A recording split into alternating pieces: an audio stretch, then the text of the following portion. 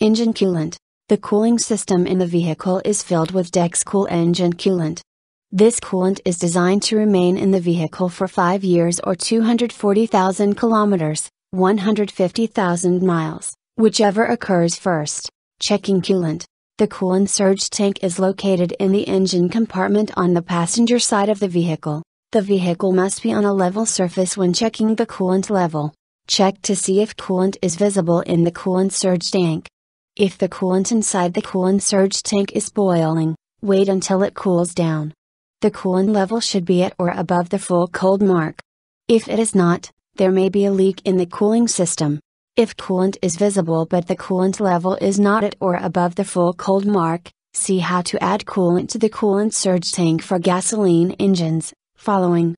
How to add coolant to the coolant surge tank for gasoline engines. If the vehicle has a diesel engine, see cooling system in the Duramax diesel supplement for the proper coolant fill procedure. Warning. You can be burned if you spill coolant on hot engine parts. Coolant contains ethylene glycol and it will burn if the engine parts are hot enough.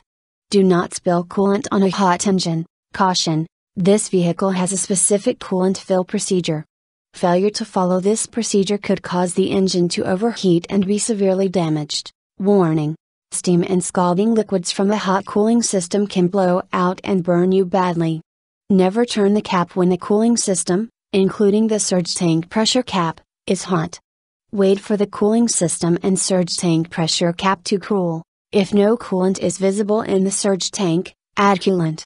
Light duty coolant surge tank pressure cap. Heavy duty coolant surge tank pressure cap. 1.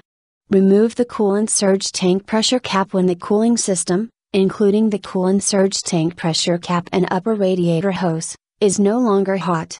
Turn the pressure cap slowly counterclockwise about 1 full turn. If a hiss is heard, wait for that to stop. A hiss means there is still some pressure left. 2.